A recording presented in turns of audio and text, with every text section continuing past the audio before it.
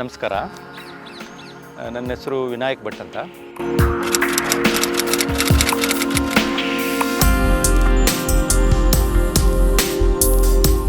Returns ಚೆನ್ನಾಗೇ ಬರಬೇಕು ಆ ಥರದಲ್ಲಿ ಪ್ಲ್ಯಾನ್ ಮಾಡಿದ್ವಿ. ಯಾಕೆಂದರೆ ಈಗ ನಾವೆಲ್ಲ ಗಾದೆ ಹೇಳ್ತೀವಲ್ಲ, ಹೊಡೆದ್ರೆ ಆನೆನೇ ಹೊಡಿಬೇಕು ಅಂತ. ಆ ಥರದಲ್ಲಿ ನಾವು ಯೋಚನೆ ಮಾಡಿಬಿಟ್ಟು ಹೇಗೂ ಇನ್ವೆಸ್ಟ್ಮೆಂಟು ಮಾಡ್ತೀವಿ, ಲಾಂಗ್ ಟರ್ಮು ಅದಕ್ಕೆ ಡ್ಯೂರೇಷನ್ನು ತೊಗೋತೀವಿ. ಹಾಗಾಗಿ ಹೆಚ್ಚಿಗೆ ನಮಗೆ ರಿಟರ್ನ್ಸ್ ಜಾಸ್ತಿ ಬರೋದು ಯಾವುದಿದೆ ಅಂತ ನಾವು ಮಾಡಿದಾಗ ಶ್ರೀಗಂಧ ನಮಗೆ ನಮ್ಮ ಊರಲ್ಲೂ ಕೂಡ ಶ್ರೀಗಂಧ ಇರುತ್ತೆ. ಮಕ್ಕಳಿಗೆ ಒಂದು ಒಳ್ಳೆ ಇನ್ಶೂರೆನ್ಸ್, ಯಾವ ಇನ್ಶೂರೆನ್ಸು ಇಲ್ಲ ಇದ್ರ ಮುಂದೆ. ಅವರಿಗೆ ಅವ್ರ ಮಕ್ಕಳಿಗೆ ಏನೋ ಒಂದು ದೊಡ್ಡ ಆಸ್ತಿ ಮಾಡ್ತೀನಿ ಅಂದರೆ ಇನ್ನೇನು ಮಾಡಲೇಬೇಕಾಗಿಲ್ಲ. ಒಂದಷ್ಟು ಮರಗಳನ್ನ ಬೆಳೆಸಿಟ್ರೆ ಅದರಷ್ಟು ದೊಡ್ಡ ಆಸ್ತಿ ಇನ್ಯಾವುದೂ ಇಲ್ಲ. 3-4 ಇಯರ್ಸಿಗೆ ನಾನು ಇಲ್ಲಿ ಗನ್ಮೇನು, CC ಕ್ಯಾಮ್ರಾ, ಚಿಪ್ಪು ಅವೆಲ್ಲ ಅಳವಡಿಸ್ಬೇಕಾಗತ್ತೆ.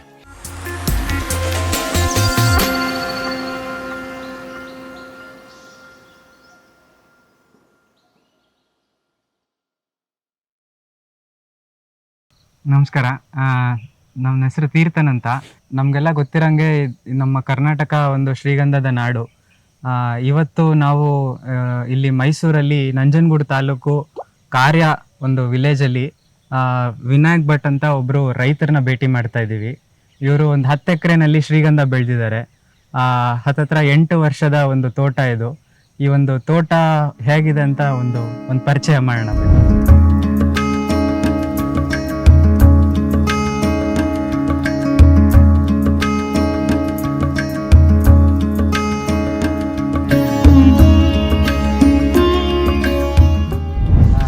ಸರ್, ಇದು ನಿಮ್ದು ಎಷ್ಟು ಎಕರೆ ಜಾಗ ಇಲ್ಲಿ? ಸರ್, ನಮ್ದು ಟೋಟಲ್ ಇದು ಒಂದು 10 ಎಕರೆ ಬೌಂಡ್ರಿ ಬರುತ್ತೆ ಇದರಲ್ಲಿ. ಇದು ಆಕ್ಚುಲಿ ರೆಡ್ ಸಾಯಿಲ್, ಶ್ರೀಗಂಧಕ್ಕೆ ಒಂದು ಭಾರಿ ಸೂಟೇಬಲ್ ಆಗಿದೆ. ಅದಕ್ಕೆ ನಾವು ಇದನ್ನ ಚೂಸ್ ಮಾಡ್ಕೊಂಡು. ಆಕ್ಚುಲಿ ಹೇಳ್ಬೇಕಂದ್ರೆ ನಿಮ್ಗೆ ಇಲ್ಲಿ ನಮ್ಮ ಬೇಲಿ ಏನಿದೆ, ಸುತ್ತಮುತ್ತ ಬೇಲಿಲಿ ನ್ಯಾಚುರಲ್ ಆಗಿ ಸ್ವಾಭಾವಿಕವಾಗಿ ಶ್ರೀಗಂಧದ ಮರ ಇತ್ತು. ನಾನು ಇಲ್ಲಿ ಜಮೀನ ಪರ್ಚೇಸ್ ಮಾಡೋ ಟೈಮಲ್ಲೂ ಸೈಡ್ ಅಲ್ಲಿ ಬೇಲಿಗಳಲ್ಲೆಲ್ಲ ತಾನಾಗೇನೆ ಶ್ರೀಗಂಧ ಬೆಳೆದಿದೆ. ಆಮೇಲೆ ಅದು ನಮ್ಗೆ ಇನ್ನ ಪ್ಲಸ್ ಪಾಯಿಂಟ್ ಆಯ್ತು. ಯಾಕಂದ್ರೆ ನಾವು ಏನೋ ಮರ ಕೃಷಿ ಮಾಡ್ಬೇಕು ಅಂದಾಗ ಯಾವ್ದು ಮಾಡ್ಬೇಕು ಅಂತ ಚೂಸ್ ಮಾಡ್ಕೊಂಡು ಶ್ರೀಗಂಧನೆ ಮಾಡ್ತಾ ಇದೀವಿ. ಎಕ್ಸ್ಪೆನ್ಸ್ ಮಾಡ್ಲೇಬೇಕು ನಾವು, ಇದಕ್ಕೆ ಖರ್ಚು ಮಾಡ್ಬೇಕು, ಕೆಲಸ ಮಾಡ್ಬೇಕು. ಸೊ ಶ್ರೀಗಂಧದಿಂದ ಜಾಸ್ತಿ ಇನ್ಕಮ್ ಬರುತ್ತಲ್ಲ, ಸೊ ಅದನ್ನೇ ಮಾಡೋಣ, ಸ್ವಲ್ಪ ರಿಸ್ಕ್ ತಗೊಂಡು ಮಾಡೋಂಥದ್ನೇ ಮಾಡೋಣ ಅಂತ ಆಕ್ಚುಲಿ ಚೂಸ್ ಮಾಡ್ಕೊಂಡೆ. ಆವಾಗ ನಮ್ಗೆ ಇದೊಂದು ಸ್ವಾಭಾವಿಕವಾಗಿ ಮೈಸೂರು ಇದೊಂದು ಶ್ರೀಗಂಧಕ್ಕೆ ವೆದರು ತುಂಬಾ ಸೂಟೇಬಲ್. ಜೊತೆಗೆ ಇಲ್ಲಿ ಮಣ್ಣು ಕೂಡ ಕೆಂಪು ಮಣ್ಣು, ಅದ್ರಲ್ಲೂ ಇದು ಸ್ವಲ್ಪ ಕಲ್ಜರಗು ಕೆಂಪು ಮಣ್ಣು ಬರುತ್ತೆ. ಶ್ರೀಗಂಧಕ್ಕೆ ತುಂಬಾ ಸೂಟೇಬಲ್. ಹಾಗಾಗಿ ಅದು ನಮ್ಗೆ ಇನ್ನೂ ಸ್ವಲ್ಪ ಪ್ರೋತ್ಸಾಹ ಆಯ್ತು. ಇಲ್ಲಿ ಶ್ರೀಗಂಧ ಚೆನ್ನಾಗಿ ಬೆಳೆಯುತ್ತೆ ಅನ್ನೋಂಥದ್ದು ಒಂದು ಇದು ಬಂತು. ಹಾಗಾಗಿ ನಾವು ಇದನ್ನ ಇಲ್ಲೇ ಮಾಡೋಣ, ಸೂಟೇಬಲ್ ಆಗಿದೆ ಅನ್ಕೊಂಡು ಈಗ ಒಂದು 8 ವರ್ಷದ ಹಿಂದೆ ಇದನ್ನ ಸ್ಟಾರ್ಟ್ ಮಾಡಿ ಹಂತವಾಗಿ ಮಾಡಿದ್ವಿ. ಯಾಕಂದ್ರೆ ಫಸ್ಟ್ ನಮಗೂ ಹೊಸ್ತು ಎಕ್ಸ್ಪೀರಿಯನ್ಸ್ ಬೇಕಿತ್ತು. ಹಾಗಾಗಿ ಫಸ್ಟ್ ಒಂದು ಈ ಬ್ಲಾಕ್ ಏನಿದೆ ಇಲ್ಲಿ ಸುತ್ತಮುತ್ತ ಏನಿದೆ, ಇದಿಷ್ಟು ಫಸ್ಟ್ ನಾನು ಹಾಕಿರೋದು. ಇದಕ್ಕೆ 8 ವರ್ಷ ಆಯ್ತು. ಇನ್ನು ಆಚೆ ಇರೋದಕ್ಕೆ ಅದಾದ್ಮೇಲೆ 1 ವರ್ಷ 2 ವರ್ಷದ ಮೇಲೆ ನಾವು ಹಂತವಾಗಿ ಮಾಡ್ಕೊಂಡ್ ಬಂದ್ವಿ. ಯಾಕಂದ್ರೆ ಫಸ್ಟ್ ಈಗ ನಾವು ಏನು ಮಾಡಿರ್ತೀವಿ ಅದು ನಮ್ಗೆ ಅನುಭವ ಕೊಡ್ತಾ ಹೋಯ್ತು.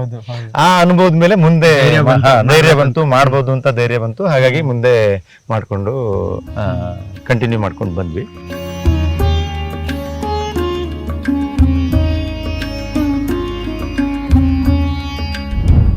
ಸೊ ಇದು ಈ 8 ಎಕರೆ ಜಾಗದಲ್ಲಿ ಎಷ್ಟು ಮರಗಳಿದೆ ಸರ್? ಇದೊಂದು ಟೋಟಲ್ ಒಂದು 10 ಎಕರೆ ಬೌಂಡ್ರಿ ಬರುತ್ತೆ, 10 ಎಕರ್ಸ್ ಬೌಂಡ್ರಿ ಬರುತ್ತೆ.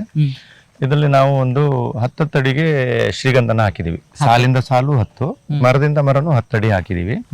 ಇನ್ನು ಬೇರೆ ಇಂಟರ್ ಕ್ರಾಪ್ ಏನಾದ್ರು ಜಾಸ್ತಿ ಮಾಡ್ತೀವಿ ಅನ್ನಂತವ್ರು ಇನ್ನು ಸ್ವಲ್ಪ ಜಾಗ ಜಾಸ್ತಿ ಇಟ್ಕೊಂಡು ಹಾಕೋಬಹುದು. ನಾವು ಹಾಕಿರೋದು 10 ಅಡಿಗೆ ಹಾಕಿದೀವಿ. ಟೋಟಲ್ ಒಂದು 1 ಎಕರೆಗೆ ಒಂದು ಸಾಮಾನ್ಯವಾಗಿ 400 ಮರಗಳು, ಒಂದು 50 ಹೆಚ್ಚು ಕಡಿಮೆ ಇರುತ್ತೆ. ಅಲ್ಲಿಗೆ ಒಂದು 400 ಮರಗಳು 1 ಎಕರೆಗೆ. ಅಲ್ಲಿಗೆ ನಮ್ಮೊಂದು 3-3.5 ಸಾವಿರ ಮರಗಳು ಒಟ್ಟು ಟೋಟಲ್ ಆಗಿ ಇರೋಂಥದ್ದು. 3-3.5 ಸಾವಿರ ಮರಗಳಿದೆ. ಅದರಲ್ಲಿ ಈಗ ಮರಗಳ ಅಂದ್ರೆ ಎಲ್ಲಾ ತರ ಗ್ರೋತ್ ಇರುತ್ತೆ. ಈಗ ಹೇಗೆ ನಮ್ಮ ಮನುಷ್ಯರಲ್ಲೂ ಒಂದೇ ಕಡೆಗೆ ಇರೋರು ಕೆಲವರು ದೊಡ್ಡದಾಗಿ ದಪ್ಪದಾಗಿ ಬೆಳೆದಿರ್ತಾರೆ, ಇನ್ನೊಬ್ರು ಚಿಕ್ಕದಾಗಿರ್ತಾರೆ. ಅದೇ ತರ ಗಿಡದಲ್ಲೂ ಕೂಡ ಇರುತ್ತೆ, ವೇರಿಯೇಷನ್ ಇರುತ್ತೆ. ಕೆಲವು ಮರಗಳು ತುಂಬಾ ಚೆನ್ನಾಗಿ ಬಂದಿರುತ್ತೆ, ಕೆಲವು ಮರಗಳು ಸ್ವಲ್ಪ ಚಿಕ್ಕದಾಗಿರುತ್ತೆ. ಬಟ್ ನಮ್ಗೆ ಸ್ವಲ್ಪ ಚಿಕ್ಕದು ದೊಡ್ಡದು ಅನ್ಕಿಂತ ಒಳಗೆ ಹಾರ್ಡ್ ವುಡ್ ಎಷ್ಟು ಡೆವಲಪ್ ಆಗಿದೆ ಅನ್ನೋದ್ರ ಮೇಲೆ ನಮ್ಗೆ ಡಿಸೈಡ್ ಆಗುತ್ತೆ. ಸೊ ಇವಾಗ ಈ ಮರಗಳು ಇವಾಗ ನೀವು ಏನ್ ಬೆಳ್ಸಿದೀರಾ, ಹಾ ಸೊ ಇದು ನೀವು ನೆಟ್ಟಾಗ ನಿಮ್ಗೆ ಏನಾದ್ರೂ ಅಡಚಣೆಗಳು ಅಥವಾ ಏನಾದ್ರೂ ತೊಂದರೆಗಳಾಗಿತ್ತಾ? ಇಲ್ಲ ಅಂದ್ರೆ ನೀವು ಪ್ಲಾನ್ ಮಾಡ್ಕೊಂಡು ಇದೇ ತರ ಮಾಡ್ಬೇಕು ಅಂತ ಮಾಡಿ ಇವಾಗ ಅದೇ ತರ ಬಂದಿದ್ಯಾ? ಹಾ ಅಂದ್ರೆ ಫಸ್ಟ್ ನಮ್ಗುನು, ಯಾಕೆಂದ್ರೆ ಆವಾಗ ಈಗ 8-9 ವರ್ಷದ ಹಿಂದೆ ಸಾಮಾನ್ಯವಾಗಿ ಈ ಎಲ್ಲ ಕಡೆಗೆ ಇರ್ಲಿಲ್ಲ. ಈಗ ಸುಮಾರು ಕಡೆಗಳಲ್ಲೆಲ್ಲ ಬಂದಿದೆ. ಹಾಗಾಗಿ ನಮಗೂ ಹೊಸ್ತು, ಅವಾಗ ಅನುಭವ ಕಡಿಮೆ ಇತ್ತು. ಸೊ ನಾವು ಅವಾಗ ಸ್ಟಾರ್ಟಿಂಗ್ ಅಲ್ಲಿ ಅದಕ್ಕೆ ಸಂಬಂಧಪಟ್ಟು ಯೋಚನೆ ಮಾಡ್ಬಿಟ್ಟು ತುಂಬಾ ಸ್ಟಡಿ ಮಾಡಿ ನಾವು ಸ್ಟಾರ್ಟ್ ಮಾಡಿದ್ವಿ. ಯಾಕೆಂದ್ರೆ ಈಗ ಹೊಸದಾಗಿ ಮಾಡ್ತಾ ಇರ್ಬೇಕಾದ್ರೆ ಏನಾದ್ರು ಸ್ವಲ್ಪ ವ್ಯತ್ಯಾಸಗಳಾದ್ರೆ ಅನ್ನೋ ಮುನ್ನೆಚ್ಚರಿಕೆ ಇತ್ತು. ಹಾಗಾಗಿ ನಾವೇನ್ ಮಾಡಿದ್ವಿ, ಅದಕ್ಕೆ ಹೋಸ್ಟಿಂಗ್ ಏನ್ ಬೇಕು, ಮತ್ತೆ ಎಷ್ಟು ವರ್ಷ ಹೇಗ್ ನಡಿಬೇಕು, ಅದು ಏನಾಗತ್ತೆ ಅಂದ್ರೆ ಚಿಕ್ಕದಿರುವಾಗ ಚಿಕ್ಕದು ಹೋಸ್ಟ್ ಬೇಕಾಗತ್ತೆ ಅದಕ್ಕೆ. ಈಗ ನಾವು ಅದಕ್ಕೆ ಏನ್ ಮಾಡಿದ್ವಿ ಅಂದ್ರೆ ತೊಗರಿ ಗಿಡನ ಅದ್ರ ಪಕ್ಕದಲ್ಲಿ ಮತ್ತೆ ಹೊನಗೊನೆ ಅಂತ ಒಂದ್ ಬರುತ್ತೆ, ಅದನ್ನ ಸುತ್ತ ಹೊನಗೊನೆ ಈ ತರ ಚಿಕ್ಕ ಇದು ಬರುತ್ತೆ, ಅದು ಸೊಪ್ಪು, ಅದನ್ನ ಸುತ್ತ ಹಾಕ್ಬಿಟ್ಟು ಪಕ್ಕದಲ್ಲಿ ಒಂದು ತೊಗರಿ ಒಂದು 2 ವರ್ಷ ಇರುತ್ತೆ, 1 ವರ್ಷ 2 ವರ್ಷ ಇರುತ್ತೆ. ಅದನ್ನ ಸ್ವಲ್ಪ ಪ್ರೂನಿಂಗ್ ಮಾಡ್ತಾ ಇದ್ರೆ ಆವಾಗ ಏನಾಯ್ತು, ಈ ಗಂಧದ ಗಿಡಗಳು ಡೆವಲಪ್ ಆಯ್ತು. ಆಮೇಲೆ ಪರ್ಮನೆಂಟ್ ಹೋಸ್ಟಿಗೆ ಈಗ ಇದೇನಾಗುತ್ತೆ, ಚಿಕ್ಕದಿರುತ್ತೆ, 1-2 ವರ್ಷ ಆದ್ಮೇಲೆ ಅದಕ್ಕೆ ಬೇರುಗಳು ಹೊರಗಡೆ ಹೋಗಿರುತ್ತೆ. ಆವಾಗ ಡಿಸ್ಟೆನ್ಸ್ ಅಲ್ಲಿ ಮಿಡ್ಲ್ ಅಲ್ಲಿ ಸಾಮಾನ್ಯ ಒಂದು 2-3 ಗಿಡಗಳಿಗೆ ಒಂದೊಂದು ಗಿಡ ಸಿಗೋ ಹಾಗೆ ಹೆಬ್ಬೇವು ಮತ್ತೆ ಬೆಟ್ಟದ ನೆಲ್ಲಿ, ಆಮೇಲೆ ಮಧ್ಯದಲ್ಲಿ ಕೆಲವಷ್ಟು ಜಂಬುನೇರಳೆ ಮತ್ತೆ ಹೊಂಗೆ ಮರಗಳು, ಈ ತರದನ್ನ ಸಾಮಾನ್ಯವಾಗಿ ಶ್ರೀಗಂಧಕ್ಕೆ ಯಾವ್ದು ಹೋಸ್ಟಿಂಗ್ ಆಗತ್ತೆ ಆ ತರ ಮರಗಳನ್ನ ಪ್ಲಾಂಟ್ ಮಾಡಿದ್ವಿ. ಸೊ ಮಾಡಿ ಒಂದು 3 ವರ್ಷ ತನಕ ಅದಕ್ಕೆ ಚೆನ್ನಾಗಿ ನೀರು ಮತ್ತೆ ಗೊಬ್ಬರ ಎಲ್ಲ ಕೊಟ್ಟಿದೀವಿ. ಆಮೇಲೆ ನೀರನ್ನ ಕಮ್ಮಿ ಮಾಡ್ತಾ ಬಂದ್ವಿ, ಯಾಕಂದ್ರೆ ಶ್ರೀಗಂಧಕ್ಕೆ ಜಾಸ್ತಿ ನೀರನ್ನ ಕೊಡಬಾರ್ದು, ಹಾರ್ಟ್ ವುಡ್ ಡೆವಲಪ್ ಆಗಲ್ಲ ಅಂತ ಹೇಳ್ತಾರೆ. ಹಾಗಾಗಿ ನಾವೇನ್ ಮಾಡಿದ್ವಿ, ಒಂದು 3 ವರ್ಷ 4 ವರ್ಷ ಆದ್ಮೇಲೆ ಈಗ ನಿಧಾನಕ್ಕೆ ಒಂದು 15 ಡೇಸ್ಗೆ ಒಂದ್ಸಲ ಕೊಡೋದು, ಆ ತರ ಮಾಡಿ ಇವಾಗ ಇದಕ್ಕೆ ಆಲ್ಮೋಸ್ಟ್ ನಾವು ಏನು ಇದನ್ನೇ ಕೊಡ್ತಾ ಇಲ್ಲ, ನೀರೇನು ಕೊಡ್ತಾನೆ ಇಲ್ಲ. ತುಂಬಾ ರೇರು, 2 ತಿಂಗಳಿಗೆ ಒಂದ್ಸಲ ತುಂಬಾ ಏನೋ ಇದಿಲ್ಲ ಅಂತಂದಾಗ, ಬೇಕು ಅಂತ ಅನ್ಸಿದಾಗ ನೀರು ಕೊಡೋದು, ಆ ತರ ನಾವು ಮಾಡಿದೀವಿ. ಹಾಗಾಗಿ ಈಗ ಒಂದು ಈ ಹಂತದವರೆಗೆ ಬಂದಿದೆ.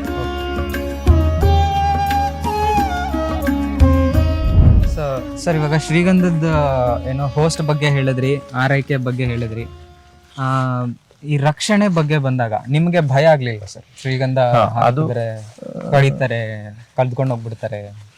ನಿಜ, ಅದೊಂದು ತುಂಬಾ ಚಾಲೆಂಜಸ್.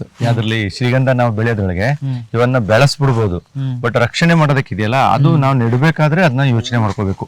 ಈಗ ಒಂದು ರೈತರೇ ಆಗ್ಲಿ ಯಾರೇ ಆಗ್ಲಿ ಮಾಡ್ತೀವಿ ಅಂತಂದ್ರೆ ಒಂದು 8 ವರ್ಷ 10 ವರ್ಷ ಆದ್ಮೇಲೆ ಅದಕ್ಕೆ ಹೆವಿ ಒಂದು ಸೆಕ್ಯೂರಿಟಿನ ಕೊಡ್ಲೇಬೇಕಾಗತ್ತೆ. ಇಲ್ಲಾಂದ್ರೆ ನಾವು 10 ವರ್ಷ ತನಕ ಬೆಳೆಸ್ಬಿಟ್ಟು ನಾವು ಬೇರೆಯವರಿಗೆ ಕೊಟ್ಟಂಗಾಗತ್ತೆ, ನಮಗೂ ಅದ್ರದ್ದು ಇದು ಬರಲ್ಲ. ಹಾಗಾಗಿ ಅದು ಫಸ್ಟ್ ಯೋಚನೆ ಮಾಡಿದ್ದೆ ನಾನು. ಸೊ ನಮ್ಗೆ ರಕ್ಷಣೆಗೆ ಅಂತ ಒಂದಷ್ಟು ಎಕ್ಸ್ಪೆನ್ಸ್ ಬರುತ್ತೆ, ಅದನ್ನ ನಾವು ಮಾಡ್ಕೊಳ್ಳೇಬೇಕಾಗತ್ತೆ. ಈಗ ನಾನು ನೆಕ್ಸ್ಟ್ ಪ್ಲಾನ್ ಏನ್ ಮಾಡ್ತಾ ಇದ್ದೀನಿ ಅಂದ್ರೆ, ರಕ್ಷಣೆಗೆ ಅಂತಾನೆ ಸುತ್ತ ಈಗ ಪೆನ್ಸ್ ಜೊತೆಗೆ ಒಂದು ಮೆಶ್ ಹಾಕ್ಬಿಡೋದು, ಒಂದು 10 ಅಡಿಯಷ್ಟು ಒಳಗಡೆಗೆ. ಆಮೇಲೆ ಸುತ್ತ CC ಕ್ಯಾಮ್ರಾದಿಂದ ಏನು ಅಂತಂದ್ರೆ 24 ಅವರ್ಸ್ ವಾಚ್ ಆಗ್ತಾ ಇರ್ಬೇಕು. ಹೊರಗಡೆಯಿಂದ ಔಟ್ಸೈಡ್ ಇಂದ ನಾವು ಇದನ್ನ ನೋಡ್ಬಿಟ್ಟು ವಾಚ್ ಮಾಡ್ತಾ ಇರ್ಬೇಕು, ಮಾನಿಟರ್ ಮಾಡಬೇಕು. ಮತ್ತೆ ಒಳಗಡೆಗೆ ಲೇಯರ್ ಬೈ ಲೇಯರ್ ಅಲ್ಲಿ ಡಾಗ್ಸ್ ನ ಬಿಡೋ ತರ ಡಾಗ್ ಸ್ಕ್ವಾಡ್ ಮಾಡಿ ಅಷ್ಟು ಮಿನಿಮಮ್ ಇಷ್ಟು ಮಾಡ್ಲೇಬೇಕಾಗತ್ತೆ ನಾವು. ಈಗ ಸೆಕ್ಯೂರಿಟಿಗೆ ಇಷ್ಟು ಸೆಕ್ಯೂರಿಟಿ ನಾವು ಮಾಡ್ಲೇಬೇಕು. ಆಮೇಲೆ ಈಗ ಹೊಸದಾಗಿ ಯಾರು ಗಿಡನ ಹಾಕ್ತಾರೆ ಅವರಿಗೆ ಇನ್ನೂ ಒಂದ್ ಸ್ವಲ್ಪ ಈ ಸೆಕ್ಯೂರಿಟಿ ದೃಷ್ಟಿಯಿಂದ ನಾನು ಇನ್ನೊಂದು ಪ್ಲಾನ್ ಕೂಡ ಹೇಳ್ತಾ ಇದ್ದೀನಿ. ನೆಡ್ಬೇಕಾದ್ರೆ ಟ್ರಂಚ್ ಮಾಡ್ಬಿಡ್ಬೇಕು, 2 ಅಡಿ ಅಷ್ಟು ಟ್ರಂಚ್.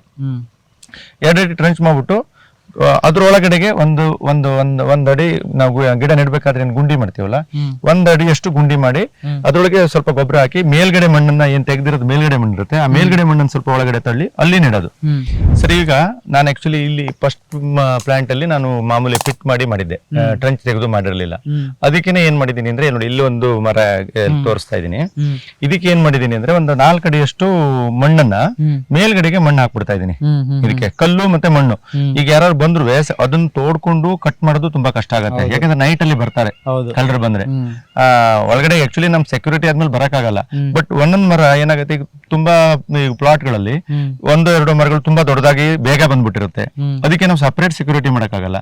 ಅವಾಗ ಏನ್ ಮಾಡ್ತೀವಿ ಅಂತಂದ್ರೆ, ಈ ತರ ನಾವು ಮಾಡಿದಾಗ ಕಡಿಮೆ ಖರ್ಚಲ್ಲಿ ಇದನ್ನ ಮಣ್ಣನ್ನ ಫುಲ್ ಮುಚ್ಚಿಬಿಡೋದು, ಅದಕ್ಕೆ ಮೇಲ್ಗಡೆ ಈ ತರ ಆ ತರ ಮುಚ್ಚಿಬಿಡೋದು. ಇದೇ ತರ ಈಗ ಆಲ್ಮೋಸ್ಟ್ ಒಂದು 3 ಫೀಟ್ ಮೇಲಿದೆ, ಇನ್ನೊಂದು 2 ಫೀಟ್ ಬೇಕಂದ್ರೆ ನಾವು ಇಲ್ಲಿಗೆ ಮುಚ್ಚಿಬಿಡೋದು. ನೋಡಿ, ಇಷ್ಟು ದಪ್ಪ ಇದೆಯಲ್ಲ ಈ ಮರ, ಇದಕ್ಕೆ ನಮ್ಗೆ ರಕ್ಷಣೆ ಆದಂಗ ಆಗತ್ತೆ. ಇಲ್ಲಿಗೆ ಹಾಕಿದಾಗ ಯಾರು ಬಂದ್ರು ಫಸ್ಟ್ ಇದನ್ನ ನೋಡ್ತಾರೆ, ಬಟ್ ಅವ್ರಿಗೆ ಈ ಕೊಯ್ಯಕ್ಕೆ ಸಿಗಲ್ಲ. ಇದು ನಾವು ಮಣ್ಣು ಇಲ್ಲಿ ತನಕ ತಂದಾಗ ಏನಾಗುತ್ತೆ ಅಂದ್ರೆ, ಇದು ಬುಡ ಇನ್ನೂ ದಪ್ಪ ಇದೆ. ಸೊ ಇದನ್ನ ಏನಾಗುತ್ತೆ, ಇಲ್ಲಿವರೆಗೆ ನಾವು ತುಂಬಿಸಿದಾಗ ಅದೊಂಥರ ಒಂದು ಟೆಂಪರರಿ ಸೆಕ್ಯೂರಿಟಿ ಆಗತ್ತೆ. ಈ ತರ ಮಾಡ್ಕೊಂಡಾಗ. ಟ್ರಂಚ್ ಅಲ್ಲಿ ಇದ್ರೆ ಅದೇನೆ ನಾವು ಟ್ರಂಚ್ ಮಾಡ್ಕೊಂಡ್ ಮಾಡಿದ್ರೆ ಆಲ್ಮೋಸ್ಟ್ 3 feet 4 feet ಅಲ್ಲೇ ಕವರ್ ಆಗುತ್ತೆ. ಮೇಲ್ ಒಂದು 2 feet ಮಾಡಿದ್ರೆ 5 feet ತನಕ ನಾವು ಕವರ್ ಮಾಡ್ಕೋಬಹುದು. ಅದಕ್ಕೆ ನಾನು ಆ ಪ್ಲಾನ್ ಇಲ್ಲಿ ಮಾಡ್ಬಿಟ್ಟು ಇಲ್ಲಿ ಮಣ್ಣನ್ನ ಹೊರಗಡೆ ಮಣ್ಣನ್ನೇ ಹಾಕ್ಬಿಟ್ಟು ಹೈಟ್ ಮಾಡ್ಕೊಂಡಿದ್ದೀನಿ.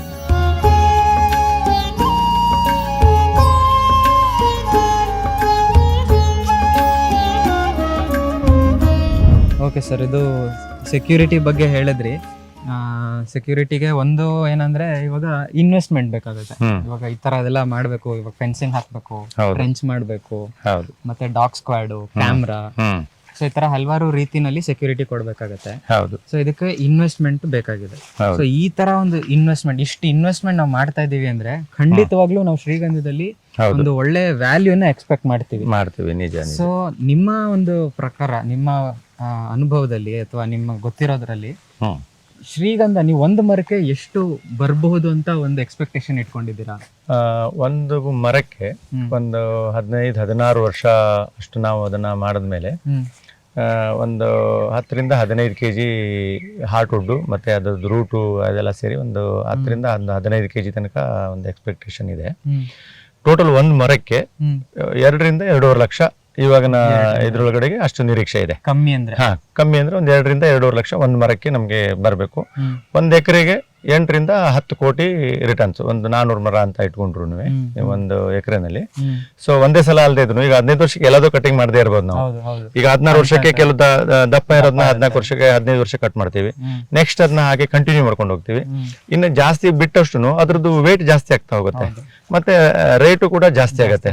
ಆತರ ನಮ್ಗೆ ಬೆನಿಫಿಟ್ ಆಗತ್ತೆ ಅನ್ನೋ ಒಂದು ನಿರೀಕ್ಷೆಯಲ್ಲಿ ಮಾಡಿರೋಂಥದ್ದು. ಸೊ ಇವಾಗ ಈ ಒಂದು ಮರದಿಂದ 2 ಲಕ್ಷ 2.5 ಲಕ್ಷ ಅಂತ ಹೇಳಿದ್ರೆ ಒಂದು ಎಕರೆಗೆ ನೀವು 10 ಕೋಟಿ ಅಂತ ಹೇಳಿದ್ರಿ. ಸೊ ನಿಮ್ಗೆ ಇವಾಗ 8 ಕೋಟಿ 10 ಎಕರೆ ಜಾಗ ಇದೆ. ಸೊ 10 ಎಕರೆ ಜಾಗದಲ್ಲಿ ನೀವು ಹಂಗ್ ನೋಡಕ್ ಹೋದ್ರೆ ನೀವು ಆಗ್ಲೇ ಕೋಟ್ಯಾಧಿಪತಿ ಆಗ್ಬಿಟ್ಟಿದ್ದೀರಾ. ಅದೇ ಅಂದ್ರೆ ಇನ್ನ ಅದ್ರದ್ದು ಅನುಭವ ಬರ್ಬೇಕಿನ್ನು. ಈಗ ಕಟಿಂಗ್ ಮಾಡಿದಾಗ ಎಷ್ಟು ಬರುತ್ತೆ, ಎಷ್ಟು ಸಿಗತ್ತೆ, ಈಗ ಒಂದು ನಾವು ಬೇರೆ ನಮ್ಮ ಸ್ಟಡಿ ಪ್ರಕಾರದಲ್ಲಿ ಈಗ ಈ ತರ ಒಂದು ನಿರೀಕ್ಷೆ ಇಟ್ಕೊಂಡು ಹೇಳ್ತಾ ಇರೋದು. ಪ್ರಾಕ್ಟಿಕಲಿ ನಾವು ಮಾಡಿದಾಗ ನಮ್ಗೆ ಗೊತ್ತಾಗುತ್ತೆ. ಈಗ ಇನ್ನೊಂದ್ 8 ವರ್ಷ ನಾನು ವೇಟ್ ಮಾಡ್ಬೇಕು, ಇನ್ನೊಂದ್ 8 ವರ್ಷ ಇದನ್ನ ಕರೆಕ್ಟ್ ಆಗಿ ವೇಟ್ ಮಾಡಿದಾಗ ನನಗೆ ಆಟೋಮೆಟಿಕ್ಲಿ ಅದ್ರದ್ದು ಏನು ಎತ್ತ ಅಂತ ಗೊತ್ತಾಗುತ್ತೆ. ಮತ್ತೆ ಕೆಲವರು ಈಗ ಕೆಲವು ಬೇರೆ ಬೇರೆ ಕಡೆಯಲ್ಲಿ ಕಟ್ ಮಾಡಿ ಕೊಟ್ಟಿರೋರದೆಲ್ಲ ಸಾಮಾನ್ಯ ನಿರೀಕ್ಷೆ ಇಷ್ಟಿದೆ, ಈ ತರ ಬರ್ತಾ ಇದೆ ಅನ್ನೋದು. ಇನ್ನ ಕೆಲವು ಒಂದೊಂದು ತುಂಬಾನೇ ಬಂದಿದೆ. ಯಾವ್ದೋ ಫ್ಯಾಕ್ಟ್ರಿಲಿ ಇಲ್ಲಿ ಒಂದು ಇದನ್ನ ಕಟ್ ಮಾಡಿಸಿದ್ರು, ಅದು ಒಂದೇ ಮರಕ್ಕೆ 62 ಲಕ್ಷ ಸಿಕ್ಕಿದೆ ಅವರಿಗೆ. ಒಂದೇ ಮರಕ್ಕೆ ಅಂದ್ರೆ ಹಳೆ ಮರ, ಹೆಚ್ಚು ಕಮ್ಮಿ ಒಂದು 30 ವರ್ಷ 40 ವರ್ಷ ಆಗಿರ್ಬೋದು. ಅದಕ್ಕೆ ದಪ್ಪ ಇತ್ತು, ಫುಲ್ ದಪ್ಪ ಇತ್ತು. ಒಂದು ಮರಕ್ಕೆ 62 ಲಕ್ಷ ಸಿಕ್ಕಿದೆ ಅವರಿಗೆ. ಅಬ್ಬಾಡಿ. ಸೊ ಇವಾಗ ಈ ಇನ್ವೆಸ್ಟ್ಮೆಂಟ್ ಒಂದಾಯ್ತು, ಇನ್ವೆಸ್ಟ್ಮೆಂಟ್ ನಾವ್ ಇಷ್ಟು ಮಾಡ್ತಾ ಇದೀವಿ, ಒಂದು ವ್ಯಾಲ್ಯೂ ಸಿಗುತ್ತೆ ಅಂತ ಆಯ್ತು. ಆದ್ರೆ ಇಷ್ಟು ವರ್ಷ ಕಾಯ್ಬೇಕಾಗತ್ತೆ ನಾವು. 16 ವರ್ಷ 15 ವರ್ಷ 20 ವರ್ಷನೂ ಕಾಯ್ಲೇಬೇಕು. ಸೊ ಇವಾಗ ಅಷ್ಟು ವರ್ಷ ಕಾಯ್ಬೇಕು ಅಂತ ಹೇಳಿದ್ರೆ ಮಧ್ಯದಲ್ಲಿ ಆ ವರ್ಷ ಕಾಯ್ತಾ ಇರೋ ಟೈಮಲ್ಲಿ ನಾವು ಬೇರೆ ರೀತಿಲಿ ಯಾವ್ದಾದ್ರು ಬೇರೆ ಮರಗಳಿಂದನೋ ಬೇರೆ ಏನಾದ್ರು ರೀತಿನಲ್ಲಿ ಒಂದು ಸಂಪಾದನೆಯನ್ನ ಗಳಿಸಬಹುದಾ ನಾವು ಈ ತೋಟದಲ್ಲಿ? ಖಂಡಿತ. ಇದೊಂದು ಕರೆಕ್ಟ್ ಆಗಿ ನಾವು ಪ್ಲಾನ್ ಅಲ್ಲಿ ಮಾಡಿದ್ರೆ ಇದ್ರ ಜೊತೆಗೆ ನಾವು ಇಂಟರ್ ಕ್ರಾಪ್ ಕೂಡ ಮಾಡ್ಬೋದು. ಈಗ ಫಸ್ಟ್ ಗಿಡ ಚಿಕ್ಕದಿರುವಾಗ ನಾವು ಜೊತೆಗೆ ತರಕಾರಿನೂ, ಯಾಕಂದ್ರೆ ಅವಾಗ ನೀರ್ ಜಾಸ್ತಿ ಕೊಡ್ಬೋದು, ನಾವು ಗಿಡಕ್ಕೆ ಕೊಡ್ಲೇಬೇಕಾಗತ್ತೆ. ಒಂದು 2 years ತನಕ ನೀವು ಯಾವ್ದೋ ವೆಜಿಟೇಬಲ್ಸ್ ನ ಜೊತೆಗೆ ಹಾಕೋಬಹುದು. ಈಗ ಹೇಗೋ ಲೈನ್ ಇರುತ್ತೆ, ಡ್ರಿಪ್ ಮಾಡಿರ್ತೀವಿ, ಸೊ ಅದ್ರೊಳಗೆ ಬರುತ್ತೆ. ಆ ನಂತರದಲ್ಲಿ ಏನ್ ಮಾಡ್ಬೇಕು ಅಂದ್ರೆ ಈಗ ನೆಕ್ಸ್ಟ್ ಮಿಡ್ಲ್ ಒಂದು ಈಗ ತುಂಬಾ ಶಾರ್ಟ್ ಟರ್ಮ್ದು ತರಕಾರಿಗಳು ವೆಜಿಟೇಬಲ್ಸ್ ಆಯ್ತು. ಅದ್ ಬಿಟ್ಟು ಈಗ 1 yearದು ಬೆಳೆ ಇರುತ್ತೆ. ಈಗ ಪಪ್ಪಾಯ ಹಾಕ್ಬೋದು ಮಿಡ್ಲ್ ಅಲ್ಲಿ. ಪಪ್ಪಾಯ ಹಾಕಿದ್ರೆ 1 ವರ್ಷಕ್ಕೆ ನಮ್ಗೆ ಬರ್ತಾ ಹೋಗುತ್ತೆ. ಒಂದು 5 ವರ್ಷ ತನಕ ಈ ತರ ನಾವು 4ರಿಂದ 5 ವರ್ಷ ತನಕ ಈ ತರ ಕ್ರಾಪ್ ಗಳನ್ನ ಬೆಳಿಬಹುದು. ಅಷ್ಟ್ರೊಳಗಡೆ ಏನ್ ಮಾಡ್ಬೇಕು ಅಂದ್ರೆ ಈ ನಾವು ಹೋಸ್ಟಿಂಗ್ ಮರಕ್ಕೆ ಕೊಡ್ಲೇಬೇಕಲ್ಲ, ಅದಕ್ಕೆ ಲಾಂಗ್ ಟರ್ಮ್ ಹೋಸ್ಟಿಂಗ್ಗೆ ಪರ್ಮನೆಂಟ್ ಹೋಸ್ಟಿಂಗ್ ಕೊಡ್ತೀವಲ್ಲ, ಆ ಪರ್ಮನೆಂಟ್ ಹೋಸ್ಟಿಂಗ್ ಏನ್ ಮಾಡ್ಬೇಕು ಅಂತಂದ್ರೆ ಇನ್ಕಮ್ ಬರೋ ತರದ್ದು ಯಾವ್ದಿದೆ ಅಂತ ನಾವು ಚೂಸ್ ಮಾಡಿ, ಈಗ ಸ್ವಲ್ಪ ಹೊರಗಡೆ ಬರೋಲ್ಲಿ ದೊಡ್ಡ ಮರ ಆಗಂತದ್ ಕೊಡ್ಬೋದು. ಈಗ ಉದಾಹರಣೆಗೆ ಜಂಬು ನೇರಳೆ, ಬಟರ್ ಫ್ರೂಟ್, ಈ ತರದ್ದು ಯಾವ್ದು ಬೌಂಡ್ರಿ ಬರುತ್ತಲ್ಲ, ಬೌಂಡ್ರಿಗಳಲ್ಲಿ ದೊಡ್ಡ ಮರ ಆದ್ರೂ ತೊಂದರೆ ಇಲ್ಲ. ಒಳಗಡೆಗೆ ಏನ್ ಮಾಡ್ಬೇಕು ಅಂದ್ರೆ ಬೆಟ್ಟದ ನೆಲ್ಲಿ, ಆಮೇಲೆ ಕರಿಬೇವು, ಈ ತರ ಮರಗಳನ್ನ ಹಾಕಿದಾಗ ಏನಾಗುತ್ತೆ ಅಂದ್ರೆ ಅದರಿಂದನೂ ಕೂಡ ನಮ್ಗೆ ಈಗ ನಾವು ಫಸ್ಟ್ ಸ್ಟಾರ್ಟಿಂಗ್ ಅಲ್ಲಿ ಹಾಕ್ಬಿಟ್ಟಿರ್ತೀವಿ. ಒಂದು 4 ವರ್ಷ ತನಕ ನಾವು ಬೇರೆ ಶಾರ್ಟ್ ಟರ್ಮ್ದು ಕ್ರಾಪ್ದು ತಗೊಳ್ತಾ ಇರ್ತೀವಿ. ನೆಕ್ಸ್ಟ್ ನೀರ್ ಕಡಿಮೆ ಕೇಳಂತದ್ದು ಯಾವ್ದಿರುತ್ತೆ ಅದನ್ನ ಚೂಸ್ ಮಾಡಿ ಹಾಕ್ಬೇಕು. ಯಾಕಂದ್ರೆ ಶ್ರೀಗಂಧಕ್ಕೆ ಜಾಸ್ತಿ ನೀರ್ ಕೊಡಕ್ಕಾಗಲ್ಲ ನಾವು. ಹಾಗಾಗಿ ಬೆಟ್ಟದಲ್ಲಿ ಒಂದು ಹಾಕ್ಬೋದು. ಬೆಟ್ಟದಲ್ಲಿ ಕೆಲವು ಮೆಡಿಸಿನ್ ವ್ಯಾಲ್ಯೂ ಇರೋದ್ರಿಂದ ಬೇರೆ ಬೇರೆ ಕಡೆಗೆ ನಾವು ಅದನ್ನ ಮಾರ್ಕೆಟಿಂಗ್ ಮಾಡ್ಕೋಬಹುದು. ಅದು ಬಿಟ್ರೆ ಸರೌಂಡಿಂಗ್ಸ್ ಅಲ್ಲಿ ಫ್ರೂಟ್ಸ್, ಬೇರೆ ಬೇರೆ ಫ್ರೂಟ್ಗಳನ್ನ ಸುತ್ತ ನಾವು ಹಾಕೋಬಹುದು. ಈ ತರದಲ್ಲಿ ನಾವು ಅದರಿಂದ ಇನ್ಕಮ್ ಕೂಡ ಜನರೇಟ್ ಮಾಡ್ಕೋಬಹುದು, ಅಂದ್ರೆ ಕರೆಕ್ಟ್ ಆಗಿ ಪ್ಲಾನ್ ಆಗಿ ಮಾಡಿದಾಗ. ಬಟ್ ನಾವು ಇಲ್ಲೇ ಇನ್ವಾಲ್ವ್ ಆಗಿ ಫುಲ್ ವರ್ಕ್ ಮಾಡ್ತೀವಿ ಅಂದಾಗ ಇದನ್ನೆಲ್ಲ ಮಾಡ್ಕೋಬಹುದು. ಸರ್, ಇವಾಗ ನೀವು ಶ್ರೀಗಂಧಕ್ಕೆ ನೀರಿಗೆ ಒಂದು ಡ್ರಿಪ್ ವ್ಯವಸ್ಥೆ ಮಾಡಿದ್ದೀರಾ. ಅದೇ ರೀತಿನಲ್ಲಿ ಹೋಸ್ಟ್ಗೆ ನೀವು ಕರೆಕ್ಟಾಗಿ primary host, secondary host, permanent host ಅಂತ ಪ್ಲಾನ್ ಮಾಡಿದ್ದೀರಾ. ಸೊ ಅದೇ ರೀತಿನಲ್ಲಿ ಗೊಬ್ಬರ ಅಂತ ಬಂದಾಗ ಅದಕ್ಕೆ ಬೇಕಾಗಿರೋ ಕೊಟ್ಟಿಗೆ ಗೊಬ್ಬರ ಆಗಿರ್ಬೋದು, ಏನೇ ಆಗಿರ್ಬೋದು, ಸೊ ಅದರ ನಿರ್ಮಾಣ ಹೇಗೆ ಮಾಡ್ತಾ ಇದ್ದೀರಾ ನೀವು? ಅದಕ್ಕೆ ಮಣ್ಣಿನ ಫಲವತ್ತತೆಗೆ ಬೇಕಾಗಿರುವಂಥ ನಿರ್ಮಾಣ ಹೇಗೆ ಮಾಡ್ತಾ ಇದ್ದೀರಾ? ಇದು ಶ್ರೀಗಂಧಕ್ಕೆ ಒಂದು ಸಗಣಿ ಗೊಬ್ಬರ ಏನಿದೆ, ಹಸುದು ಸಗಣಿ ಗೊಬ್ಬರ ಏನಿರುತ್ತೆ, ತುಂಬಾ ಸೂಟೇಬಲ್ ಅದು.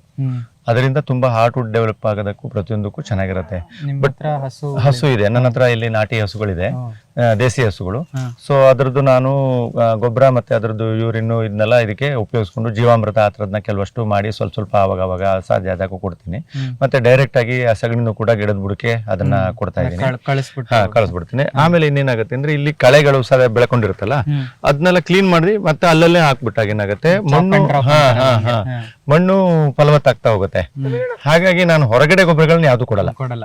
ಈಗ ಕೆಮಿಕಲ್ಸ್ ಇರ್ಬೋದು, ಇದಿರ್ಬೋದು, ನಾನು ಒಂದು ಕಾಳು ಕೆಮಿಕಲ್ಸ್ ಸೋಕ್ಸಿಲ್ಲ. ನಾನು ಆರ್ಗ್ಯಾನಿಕ್ ಫುಲ್ ಆಗಿ ಇಲ್ಲೆಲ್ಲ ನನ್ನ ತೋಟದಲ್ಲಿ ಏನೇನಿದೆ ಎಲ್ಲಾನು ಆರ್ಗ್ಯಾನಿಕ್ ಆಗಿನೇ ಮಾಡಿರೋಂಥದ್ದು, ಒಂದು ಕೆಮಿಕಲ್ಸ್ ಕೂಡ ಹಾಕಿಲ್ಲ. ಮತ್ತೆ ಆಕ್ಚುಲಿ ಶ್ರೀಗಂಧಕ್ಕೆ ಕೆಮಿಕಲ್ಸ್ ಹಾಕ್ಲೂಬಾರ್ದು, ಹಾಕಿದ್ರೆ ಬೇಗ ಗ್ರೋತ್ ಆಗ್ಬಿಡುತ್ತೆ, ಬಟ್ ಹಾರ್ಟ್ ವುಡ್ ಡೆವಲಪ್ ಆಗಲ್ಲ. ಹಾಗಾಗಿ ಆದಷ್ಟು ನಾವು ಸಗಣಿ ಗೊಬ್ಬರ ಏನಿರುತ್ತೆ ಈ ಇದನ್ನ ಉಪಯೋಗಿಸಿ ಇದನ್ನ ಬೆಳೆಯೋದು ತುಂಬಾ ಇದಕ್ಕೆ ತುಂಬಾ ಒಳ್ಳೇದು. ನಾವು ಹಣ್ಣುಗಳನ್ನ ಸೆಲೆಕ್ಟ್ ಮಾಡ್ಬೇಕಾದ್ರೂ ಹೋಸ್ಟ್ ಆಗಿ ಯಾವ್ದಕ್ಕೆ ನಾವು ಗೊಬ್ಬರ ಕೊಡ್ದಿರಾ, ಕೀಟನಾಶಕ ಹಾಕ್ಬಹುದು, ಅದನ್ನೇ ಸೆಲೆಕ್ಟ್ ಮಾಡ್ಕೋಬೇಕು. ಮತ್ತೆ ನೀರು ಕಡಿಮೆ ಕೇಳಂತದ್ದು. ಈಗ ಜಾಸ್ತಿ ನೀರು ಕೊಡುವಂತದಕ್ಕೆ ನಾವು ಕೊಡಕ್ಕಾಗಲ್ಲ, ಯಾಕಂದ್ರೆ ಗಂಧಕ್ಕೂ ಜಾಸ್ತಿ ಆಗ್ಬಿಡುತ್ತೆ ನೀರು ದೊಡ್ಡ ಆದ್ಮೇಲೆ, 5 ವರ್ಷದಿಂದ 6 ವರ್ಷ 7 ವರ್ಷ ಆದ್ಮೇಲೆ. ಸೊ ಆ ತರದ್ದು ಚೂಸ್ ಮಾಡಿ ನಾವು ಹಾಕೋಬೇಕು.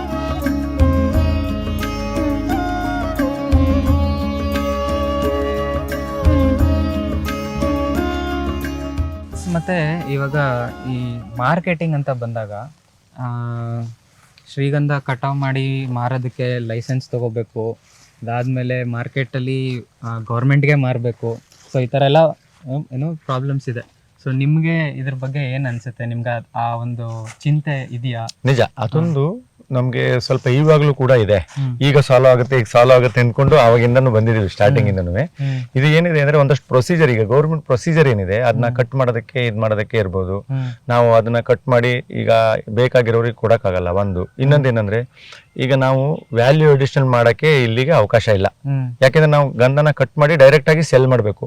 ಅದೇ ನಾನು ವ್ಯಾಲ್ಯೂ ಅಡಿಷನಲ್, ಉದಾಹರಣೆಗೆ ಈಗ ಯಾವ್ದೋ ಈಗ ಗಂಧದ್ದು ಇಲ್ಲೇ ಕಟ್ ಮಾಡಿ ಅದನ್ನ 3 ತಿನ್ನೋ ಏನೋ ಮಾಡಿದೆ ಅಂದ್ರೆ 1:5 ನನಗೆ ಪ್ರಾಫಿಟ್ ಜಾಸ್ತಿ ಆಗುತ್ತೆ ರೈತಂಗೆ.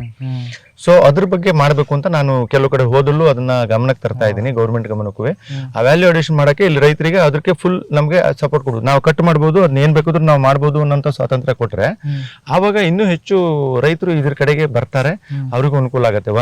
ಇನ್ನೊಂದು ಅದನ್ನ ಕಟ್ ಮಾಡೋದಕ್ಕೇನು ಕೂಡ ತುಂಬಾ ಪ್ರೊಸೀಜರ್ಗಳಿದೆ. ಅದನ್ನ ಕಟ್ ಮಾಡಿ ನಾವು ಅದನ್ನ ಮಾರಾಟ ಮಾಡಿ ಎಲ್ಲ ಮಾಡೋದನ್ಕನೂ ಆ ಪ್ರೊಸೀಜರ್ ಮಾಡೋದಕ್ಕೆ ತುಂಬಾ ಕಷ್ಟ ಆಗತ್ತೆ.